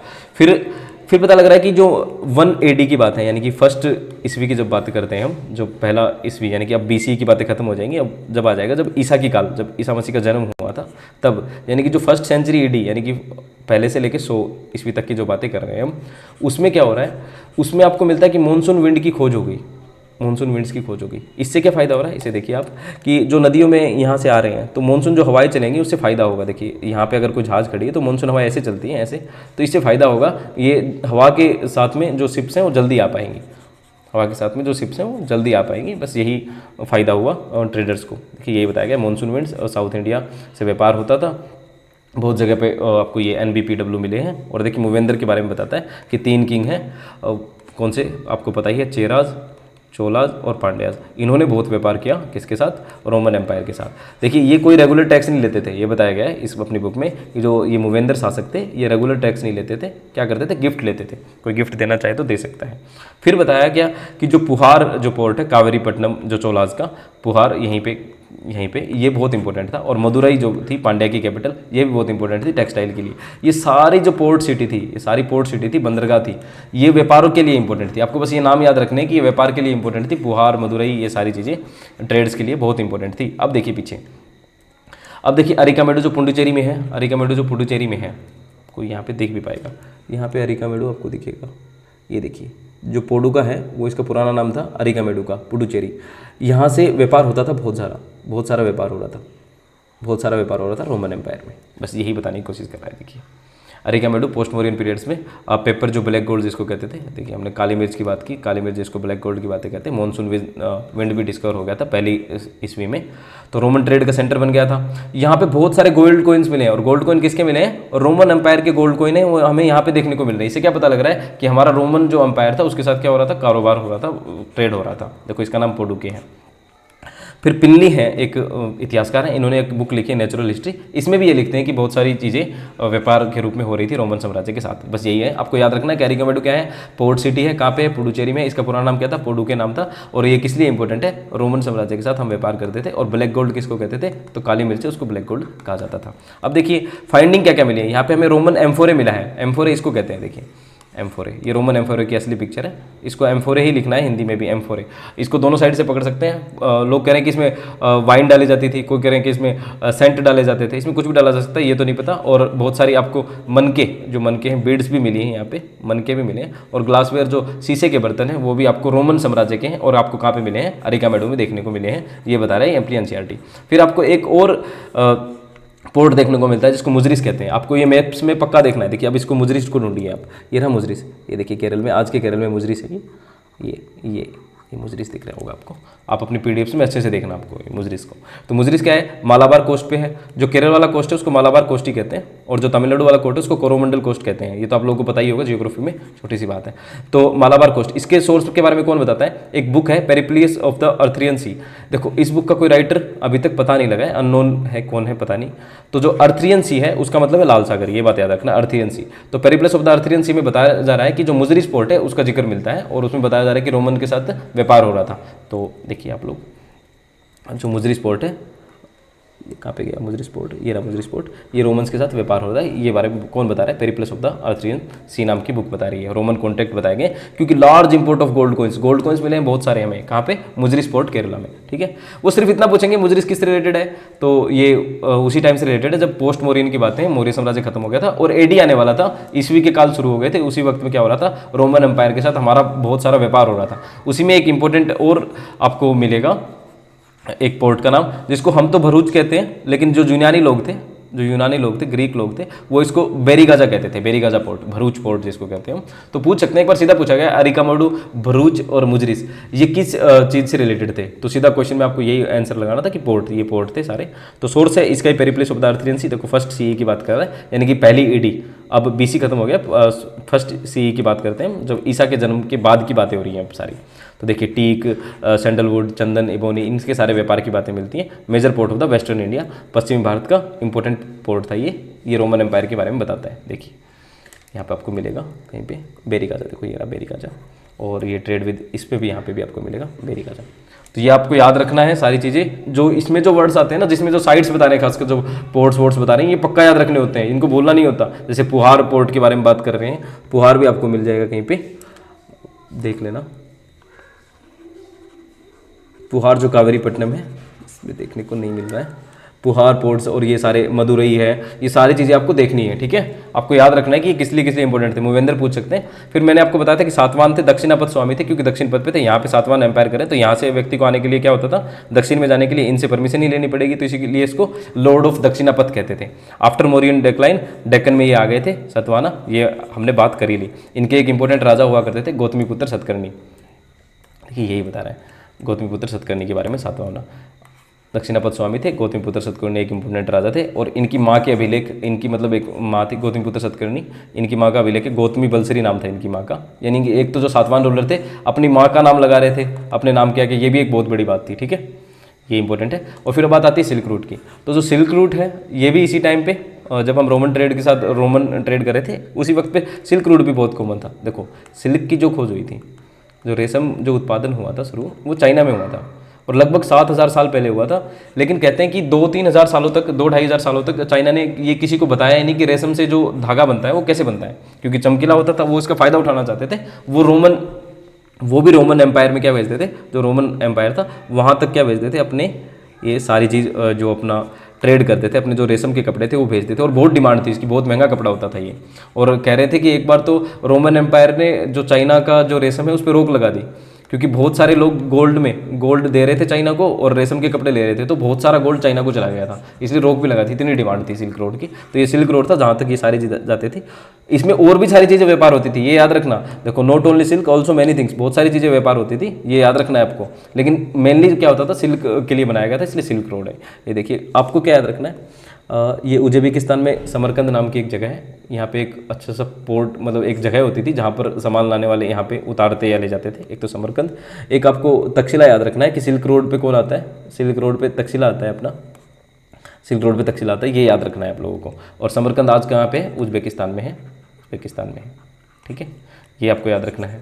और कहते हैं कि जब कुषाण आए थे तो कुषाणाज ने क्या किया था, कुषाणाज ने इस सिल्क रोड पे कब्जा कर लिया था, बहुत सारी जगह पे कुषाणाज ने कब्जा कर लिया था। और जो आपको ग्रेट वॉल ऑफ चाइना दिखने को मिलती है, वो भी ऐसा कहते हैं कि वो इन्हीं के डर से, कुषाणाज जो कब्जा कर रही थी ग्रेट वॉल, देखो ये ग्रेट वॉल ऑफ चाइना है, ये ग्रेट वॉल ऑफ चाइना है, ये इन्हीं के डर से, कुषाणाज के डर से ही चाइना ने इसका निर्माण किया था, ठीक है। और जो 13वीं सेंचुरी आएगी, जब हम मध्यकालीन भारत में आएंगे तो इसका रोल कम होता जाएगा। इसके बहुत सारे कारण होंगे, जो इसका मेन कारण मंगोल भी होंगे, जो मंगोल शासक आएंगे जिनके बारे में हम पढ़ते हैं बाद में, जो मुगल कहलाएंगे अपने यहाँ पे, वो उन्होंने इसको महत्व नहीं दिया और बहुत सारी चीज़ों पे रोक लगा दी, रास्ते पे रोक लगा दी, इस टाइप से इसकी जो वैल्यू है सिस्टम कम होता गया, ठीक है। यही सिल्क रोड की कहानी थी। अब बात करते हैं कि यात्री कौन कौन आए थे। पिलग्रिम्स यात्री होते हैं कि वो जो all mens and womens who undertake journey holy places to offer worship, यानी कि तीर्थ यात्री। पिलग्रिम्स को अच्छा वर्ड तीर्थ यात्री कह सकते हैं, जो भगवान की पूजा के लिए या कैसे भी आते हैं यात्री। तो यात्री में जो सबसे पहले मिलता है हमें, वो फाहियान की बातें मिलती हैं। फाहियान सबसे पहले आए थे, चंद्रगुप्त द्वितीय के दरबार में आए थे, और इससे हमें बहुत सारी जानकारी मिलती है। तो चंद्रगुप्त गुप्त के काल में आए थे, तो गुप्ता एज के बारे में बहुत सारी बातें बताई है फाहियान ने। फाहियान आपको याद रखना है। और इनकी एक बुक थी, देखो, एफ से फाहियान, एफ से फा के की इनकी बुक थी, फा के की। ऐसे ही जुआनसांग, जिसको हम हुइनसांग भी कहते हैं, हुइनसांग, ये हर्षवर्धन के काल में आए थे। एच से हुइनसांग, एच से हर्षवर्धन, ऐसे भी कह सकते हैं हम, हर्षवर्धन। गुप्ता के बाद जो अपने नॉर्थर्न इंडिया है, जो अपना हरियाणा वाला प्लेस और थोड़ा सा ये यूपी वाला प्लेस है, यहाँ पे वर्धन वंश आया था। और वर्धन वंश में एक व्यक्ति आए थे, हुइनसांग, चाइना से आए थे। बौद्ध भिक्षु, मतलब बौद्ध की जो शिक्षा है उनको लेने आए थे, ये बौद्ध शिक्षाओं को, तो बौद्ध धर्म के ज्ञान को लेने आए थे। फिर एक इन्हीं के बाद, हुइनसांग के बाद ही जो एक और बौद्ध भिक्षु ही लगा, मतलब बौद्ध की शिक्षा करने के लिए चाइनीज यात्री आए थे, चाइनीज ट्रेवलर थे, इत्सिंग इनका नाम था, ये आए थे। बस आपको याद रखना है कि कौन पहले आया कौन बाद में आया। तो सबसे पहले एफ आए, फिर हुइनसांग कहते हैं हम इसको, एच कह सकते हैं, और फिर आई आए, FHI ऐसे भी कह सकते हैं, ठीक है। फिर इन्होंने बुद्धिस्ट स्थल पे घूमा, बहुत सारी चीज़ों को लिखा, और इससे पता लगता है, एक सोर्स बन जाता है कि भाई ये गुप्ता पीरियड्स के बारे में बता रहे हैं, हर्षवर्धन काल के बारे में बता रहे हैं। इस तीर्थ यात्री थे, इन्होंने बहुत पुस्तकें और मूर्तियों का अध्ययन भी किया, ठीक है।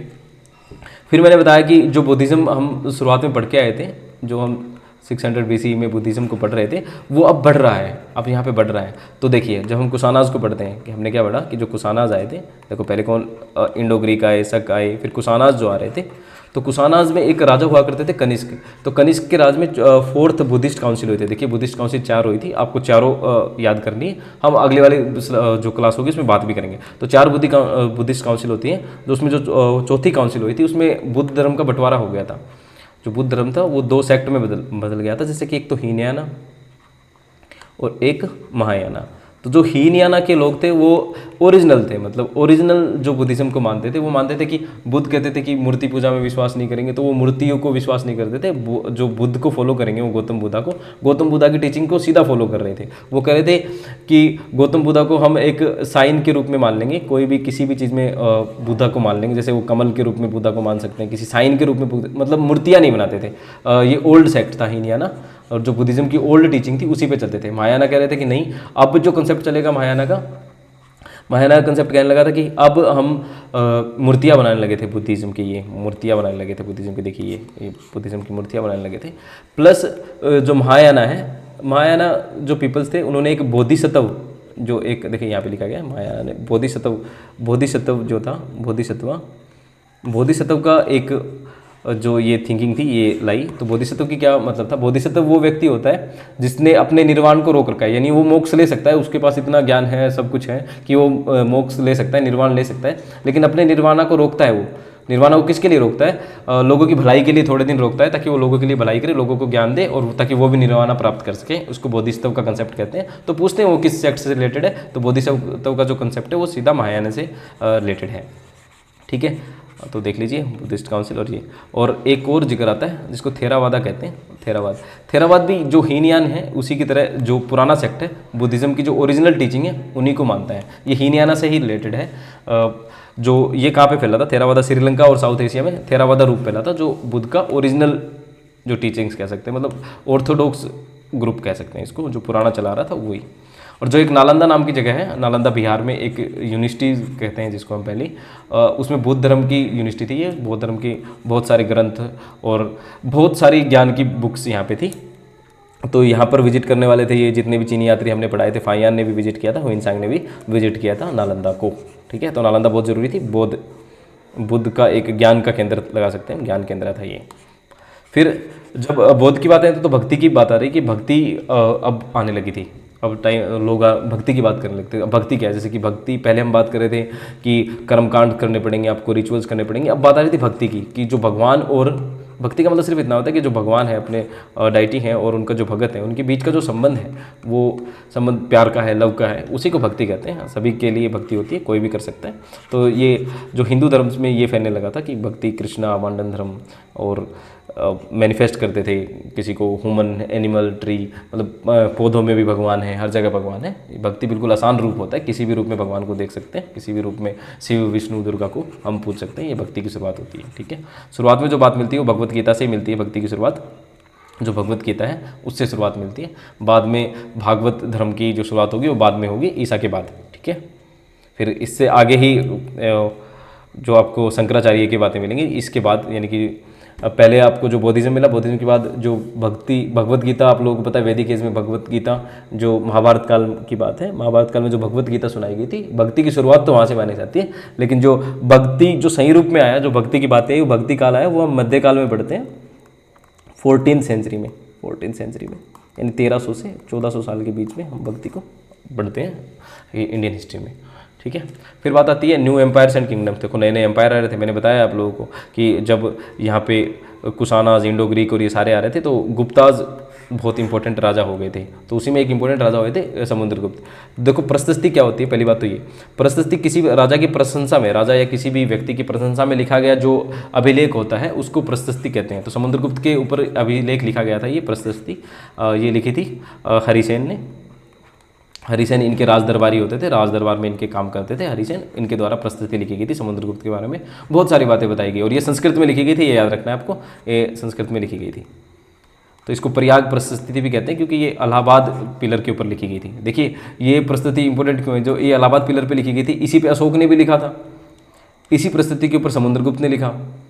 क्या बात है। और समुद्रगुप्त के बाद जहांगीर ने भी अपनी जो कुछ ऑर्डर्स और कुछ बातें थी वो जहांगीर ने भी लिखवाई। तो देखिए 3-3 राजा लिखवा रहे हैं इस पे, तो इलाहाबाद पिलर इंपॉर्टेंट तो हो जाता है। राजाओं की प्रशंसा में लिखा गया था, तो प्रस्तुति कहते हैं राजाओं की प्रशंसा में जो लिखे जाते हैं। समुद्रगुप्त के ऊपर लिखवाया गया था कि ये बहुत बड़े योद्धा हैं, वीणा वादक हैं, बहुत सारी चीज़ें। देखिए योद्धा, कवि, विद्वान थे, ये वीणा वादक थे। इनके सिक्कों पर देखा गया है कि वीणा बजाते हुए समुद्रगुप्त के सिक्के मिले हैं। तो इनके पापा कौन थे? चंद्रगुप्त वन थे। देखो चंद्रगुप्त मौर्य की बात कर रहे थे हम, तो चंद्रगुप्त मौर्य तो वो तो थे ही। चंद्रगुप्त मौर्य के बाद चंद्रगुप्त वन जो आते हैं वो गुप्त साम्राज्य में आते हैं, चंद्रगुप्त वन। और फिर उनके बेटे होते हैं समुद्रगुप्त, और समुद्रगुप्त के बेटे होते हैं चंद्रगुप्त द्वितीय, तो यानी कि सेकंड। समझ में आया आपको? तो चंद्रगुप्त वन और फिर समुद्रगुप्त और फिर चंद्रगुप्त सेकंड। तो जो चंद्रगुप्त वन और समुद्रगुप्त थे, इन्होंने महाराजा धीराज की उपाधि ली थी। और चंद्रगुप्त द्वितीय जो हैं, ये इन्होंने विक्रमादित्य की उपाधि ली थी, विक्रमादित्य की। याद रखना, जो चंद्रगुप्त वन है और समुद्रगुप्त है, इन्होंने महाराजा धीराज की उपाधि ली थी, और चंद्रगुप्त द्वितीय ने विक्रमादित्य की उपाधि ली थी। आप लोग ये शायद समझ पा रहे होगे, बिल्कुल आसान है ये चीज़ें सारी। ठीक है, फिर ये मैप इंडिकेशन बताया गया है, आप इसको देख लेना कि जो समुद्रगुप्त का ये बताया जा रहा है कि समुद्रगुप्त ने कहाँ कहाँ पे क्या क्या चीज़ें की। तो आप लोग देख पाएंगे कि ये देखिए कह रहे हैं कि समुद्रगुप्त ने साउथ में भी अपना प्रचार करने गए थे, ये जीतने गए थे और जीत भी लिया था। लेकिन फिर उनको क्या किया, 12 शासक परास्त कर दिए थे, फिर शासन दे दिया था कि आप राज कर लो, बस हमारी मतलब हमें सेंटर में रखो, लेकिन राज आप खुद कर सकते हो। फिर देखो बहुत सारे ये जो आपको ग्रीन लाइन दिख रही है, ये सब आप किस में शामिल कर लिया था, साम्राज्य में शामिल कर लिया था। तो आप इसको देख लेना बस एक बार मोटा मोटा। फिर कुषाण को भी, और कुषाण को और शक को जो हराने वाले थे वो गुप्ता ही थे। गुप्ता ने फिर पूरा एम्पायर बना लिया था कुषाण और इनको शक सबको हरा के, ठीक है। फिर इसमें जो गुप्ताज में सबसे इंपॉर्टेंट हमने पढ़ा समुद्रगुप्त को पढ़ लिया। फिर चंद्रगुप्त द्वितीय की बात आते हैं। इनकी माँ का नाम एनसीईआरटी देती है दत्ता देवी। इनकी माँ का नाम दत्ता देवी था। इनके पिता का नाम आप लोग बताइए, हमने अभी बात की, समुद्रगुप्ता इनका नाम था इनके पापा का। इन्होंने जो शक के रूलर थे, मैंने बताया ना कि गुप्त साम्राज्य में क्या हुआ, शक जो थे कुषाण जो थे इनको हरा दिया था और गुप्त एम्पायर बना लिया था। तो शक रूलर जो रुद्रा सिंह थे इनको हरा दिया गया था, किसके द्वारा, चंद्रगुप्त द्वितीय के द्वारा। तो जब इन्होंने हराया तो इन्होंने खुश होकर एक कैलेंडर बनाया, विक्रम संवत एक कैलेंडर बनाया, क्योंकि इनके पास कौन सी उपाधि थी, विक्रमादित्य की उपाधि थी। और इनके दरबार में 9 रत्न हुआ करते थे, कालिदास, आर्यभट्ट, ये भी इनके दरबार में थे। बस आपको ये याद रखना है, ठीक है। फिर मैंने आपको बताया था कि जब गुप्त के बाद, जब गुप्त कमज़ोर हुआ तो जो अपना नॉर्दर्न इंडिया था, जो हरियाणा, यूपी और थोड़ा सा पंजाब वाला एरिया है, यहाँ पे वर्धन वंश आया था। तो वर्धन वंश में जो सबसे इंपॉर्टेंट राजा थे वो हर्षवर्धन थे। तो हर्षवर्धन 606 ईस्वी में क्या बने थे, राजा बने थे। और क्योंकि इनके भाई की मृत्यु हो गई थी, उसके बाद ये राजा बन गए थे। तो इनने खुद कुछ लिखा है, ये 3 बुक्स लिखी है इन्होंने, प्रियदर्शिका, रत्नावली और नागानंदा, ये याद रखना आप। ये 3 बुक हर्षवर्धन ने खुद लिखी हैं, ठीक है। और इनके एक दरबारी थे बाण भट्ट, ऑफिशियल पोएट थे इनके, इन्होंने बुक लिखी हर्षचरित, ये भी हर्षवर्धन के बारे में ही है। और मैंने आप लोगों को पहले ही बता दिया कि हुइनसांग थे, इन्होंने हर्षवर्धन के काल में यात्रा की थी और अपना विवरण प्रस्तुत किया था। हुआ क्या था, जब ये साउथ इंडिया में जीतने के लिए जा रहे थे, साउथ इंडिया को जीतने के लिए जा रहे थे, उस टाइम इनको नर्मदा नदी के तट पे एक शक रूलर थे, नर्मदा नदी के तट थे एक, सॉरी शक क्या, चालुक्य रूलर थे, पुलकेशिन द्वितीय। उन्होंने नर्मदा नदी के तट पर हर्षवर्धन को हरा दिया था, युद्ध लड़ा था और नर्मदा नदी के तट पर हरा दिया था। ये हमें किससे पता लगता है, ये हमें ऐहोल अभिलेख से पता लगता है। ये हमें ऐहोल अभिलेख से पता लगता है। ये किसके द्वारा रचा गया था, रवि कीर्ति के द्वारा रचा गया था। ये आप याद कर सकते हैं कि नर्मदा नदी के तट पे किसको हराया गया था, हर्षवर्धन को हराया गया था। किसके द्वारा हराया गया था, पुलकेशिन द्वितीय के द्वारा हराया गया था। पुलकेशिन सेकंड चालुक्य राजा थे ये, याद रखना आप लोग। ये जो टाइमलाइन को फिर से देख लेना और फिर याद करना इसको। ऐहोल अभिलेख किसके द्वारा, रवि कीर्ति के द्वारा लिखा गया था। तो देखिए, और जो ऐहोल है, ऐहोल चालुक्य की कैपिटल थी, ऐहोल चालुक्य की कैपिटल थी। देखो मैंने आप लोगों को बताया था कि सतवानाज थे। सतवानाज को जब कमज़ोर किया गया, सतवानाज जब पूरे कमज़ोर हो रहे थे, तब पल्लवाज और चालुक्य आए थे। चालुक्य और पल्लवाज आ गए थे, कहाँ पे, डेक्कन वाले एरिया में। डेक्कन वाले एरिया में चालुक्य और पल्लवाज बड़े थे। और चालुक्य तो बहुत आगे तक भी गए थे बाद में। तो चालुक्य और जो पल्लवाज आ रहे थे उनके बारे में भी बताया गया है कि कांचीपुरम और कावेरी डेल्टा में रहते थे, यानी कि बहुत फर्टाइल एरिया था इनका। चालुक्य का भी जो कृष्णा तुंगभद्रा नदी, यानी कर्नाटका से थोड़ा ऊपर देखेंगे आसपास, तो वहाँ पे इनका एरिया जो फर्टाइल है, मैंने बताया डेक्कन के एरिया में ये वाला एरिया चालुक्य और पल्लवाज और इनका ये एरिया था। ऐहोल चालुक्य की कैपिटल थी, ट्रेडिंग सेंटर था और टेम्पल्स मिलते हैं यहाँ पे बहुत सारे, ये बताया गया है। फिर बताते हैं कि भूमि कर लिया जाता था, मुख्य आय का स्रोत होता था चालुक्य और पल्लवाज का, और गांव मूल इकाई होती थी। यहाँ पे देखो वर्ड्स ये इंपॉर्टेंट है, ये इन पे क्वेश्चन बन सकता है कि नगर श्रेष्ठी किसको कहते थे। कोई व्यापारी होता था, कोई मर्चेंट होता था, या फिर कोई मुख्य बैंकर यानी कोई लोन देने वाला होता था, उसको नगर श्रेष्ठी कहते थे। यानी श्रेष्ठी भी श्रेणी की तरह ही है। और सार्थवा व्यापारी की काफिले का जो नेता होता था उसको सार्थवा कहते थे, याद रखना ये सार्थवा। ये वर्ड्स याद रख लेना, पूछ सकते हैं सार्थवा क्या था। अच्छा, फिर कहते हैं कि कुलिक क्या था। कुलिक क्या होता था, प्रमुख शिल्पकार होता था, जो क्राफ्टमैन होता था प्रमुख, उसको कुलिक कहते थे। और जो कायस्थ होता था, कायस्थ आगे जाके देखना आप लोग वर्ण के रूप में आएगा। एक जो 4 वर्ण हम पढ़ते हैं, ब्राह्मण, क्षत्रिय, वैश्य, शूद्र, उसके बाद कायस्थ जो होगा आने वाले मध्यकालीन जो काल आएगा, जो मिडिवल इंडिया में पढ़ेंगे, उसमें एक वर्ण के रूप में आएगा। ये लेखा अधिकारी होता था, मतलब लिखने वाला काम करता था, लाइक क्लर्क लेखा जोखा रखता था। और जो पल्लवाज और चालुकाज में सबसे इंपॉर्टेंट क्या था कि ये सामंतों आधारित व्यवस्था थी, सामंत आधारित व्यवस्था। सामंत क्या होता है, सामंत एक प्रकार से छोटा राजा होता है जिनके पास बहुत सारी भूमि होती है और ये अपनी सेना रखते थे। और जब भी राजा को जरूरत होती तो अपनी सेना उपलब्ध कराते थे कि चलो भी राजा जी की मदद देनी है। और ये कैसे गुजारा करते थे, ये जो इनको भूमि मिलती थी उससे ही टैक्स वैक्स लेके गुजारा करते थे। लेकिन यही सामंत जब चालुक्य और जो पल्लव कमजोर होंगे, सोच के देखिए, जब चालुक्य और पल्लव कमजोर होंगे तो यही सामंत क्या करेंगे, खुद को राजा बना लेंगे। यही हमने बताया कि जब भी सेंट्रल पावर कमजोर होती है तो जो साइड वाले लोग होते हैं वो खुद को राजा घोषित कर देते हैं, ये हमने पढ़ा। फिर हमने बताया कि दक्षिण में कुछ सभाओं का जिक्र हमें मिलता है जिसको सभा कहते हैं। सभा किसको कहते हैं, जो ब्राह्मण भूमि मालिक होता है उसको सभा कहते हैं। जो ब्राह्मण, देखिए सभा का मतलब क्या है, सभा किसको कहेंगे, जो ब्राह्मण लोगों की सभा होती है, जो ब्राह्मण भूमि, यानी कि जो भूमि राजाओं के द्वारा ब्राह्मण्स को दी जाती है और उनकी जो एक सभा होती है, जो बैठक होती है, उसको क्या कहते हैं, सभा कहते हैं। और उर किसको कहते हैं? जो गैर ब्राह्मण की भूमि मालिक होते हैं, जो गैर ब्राह्मण भूमि, यानी कि नॉन जो ब्राह्मण जो लैंड ओनर होते हैं उनको क्या कहेंगे? हम हुर कहेंगे। और नगरम किसके लिए वर्ड यूज हुआ है? जो मर्चेंट्स होते हैं, व्यापारी होते हैं, उनके लिए नगरम वर्ड यूज हुआ है। ये सीधा सीधा पूछते हैं। देखिए फिर चालुक्य, देखो ये चालुक्य और पल्लव आपस में लड़ते रहते थे। और देखो पल्लव की कैपिटल थी कांचीपुरम, ये याद रखना, पल्लव की कैपिटल कांचीपुरम थी। चालुक्य की कौन सी थी? हमने अभी पढ़ा था, एहोल थी। और ये दोनों आपस में लड़ते रहते थे। फिर राष्ट्रकूट्स आते हैं और राष्ट्रकूट्स ने क्या किया? राष्ट्रकूट और जो चोला थे, देखिए मूवेंद्र बीच में कमजोर हो गए थे, चालुक्य और पल्लव आ गए थे। फिर से क्या होगा? देखो साउथ इंडिया में क्या चल रहा था, हमने मूवेंद्र के बारे में पढ़ा संगम एज में। तो मूवेंद्र, चोल, चेर, पांडे थे। चोल, चेर, पांडे भी मतलब पल्लवाज ने क्या किया था? पल्लवाज ने ज़्यादातर एरिया में कब्जा कर लिया था, चोल के एरिया में। और ऐसे ही चेरा थोड़ी जगह पे बचे हुए थे। चालुक्य ने और पल्लवाज ने मिलकर इन पे कब्जा कर लिया था। लेकिन बाद में क्या हो रहा था? जब चालुक्य और पल्लवाज कमजोर हुए तो राष्ट्रकूट्स ने जीता, यानी कि जो डेक्कन साइड है यहाँ पे तो राष्ट्रकूट्स आ रहे थे। और लेटर चोला के जो दूसरा जो सेक्ट है, दूसरी जो शाखा है, वो आ गई थी नीचे। ठीक है, बस यही है बातें। ये आपको ये वर्ड्स याद रखनी है। टाइमलाइन आप वो जो वाली स्लाइड्स है उसमें देख सकते हैं, पोस्ट मॉडर्न वाली। फिर जो 11वां चैप्टर मिलता है उसमें बिल्डिंग्स, पेंटिंग्स एंड बुक्स के बारे में बताया गया कि क्या क्या बताती हैं हमें, जो इमारत होती हैं, चित्र होते हैं, ये सारी चीज़ें। तो आयरन पिलर है ये, इसमें चंद्रा नाम लिखा गया, तो चंद्रगुप्त एम्पायर में बनाया गया होगा, चंद्रगुप्त द्वारा, चंद्रगुप्त यानी गुप्त डायनेसिटी का ये। इसकी ये इतनी हाइट है, 3+ टन इसका वजन है। और इस पर रस्ट नहीं लगा है अभी तक, जंग नहीं लगा है, ये इसकी खास बात है।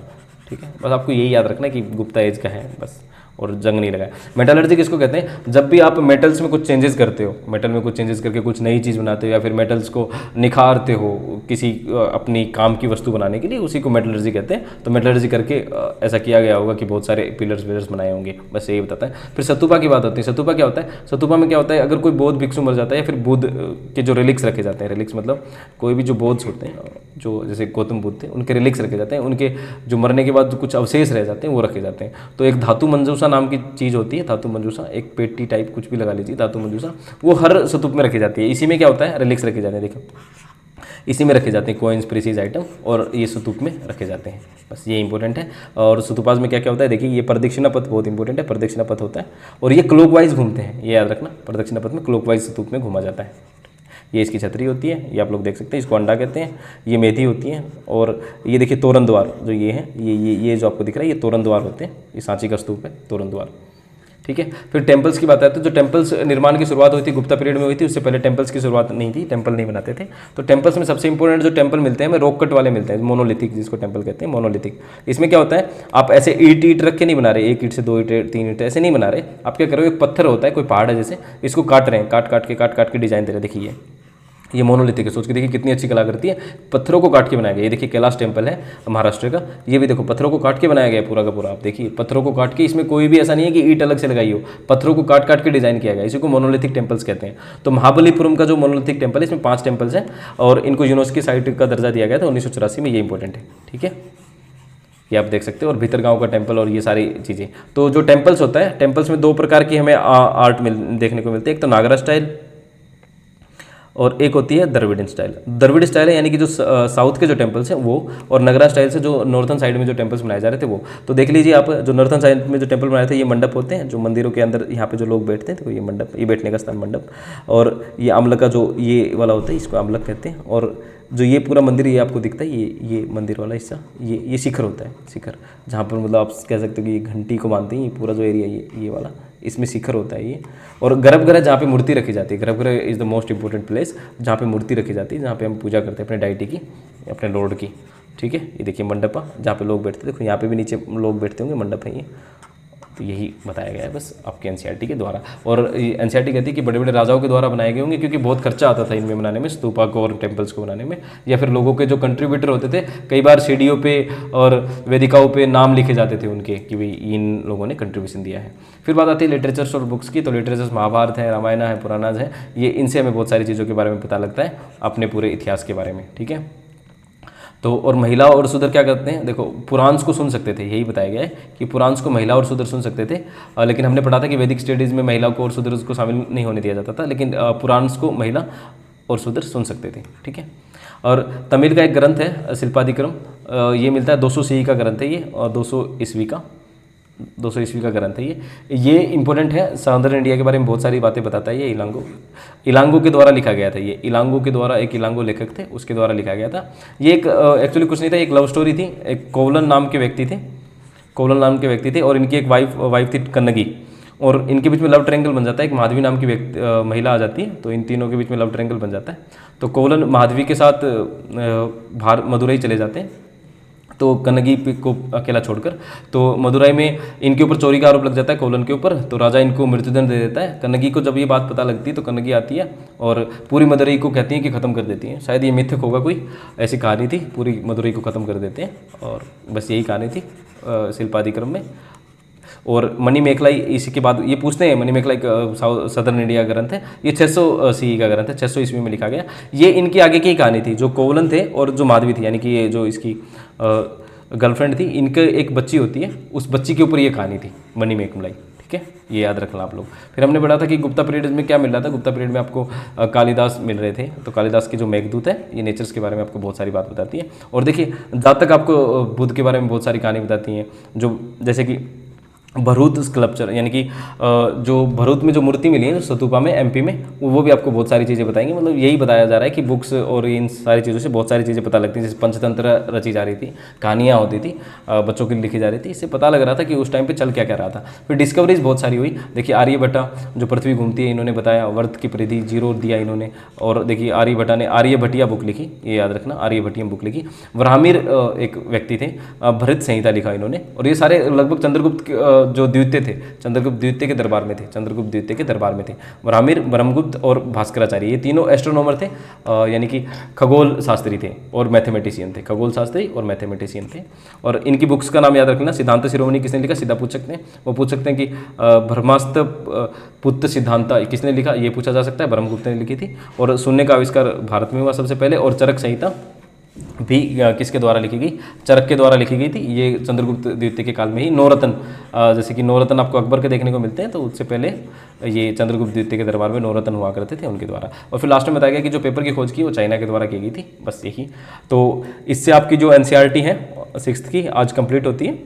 और आपके कोई भी डाउट्स हो तो आप प्लीज़, आप कमेंट बॉक्स में, आपके लिए कमेंट बॉक्स, आप बता सकते हैं, या फिर आपको कुछ चाहिए हो तो इसकी PDF आपको जल्दी ही मिल जाएगी। तो थैंक यू और बहुत बहुत धन्यवाद आपका।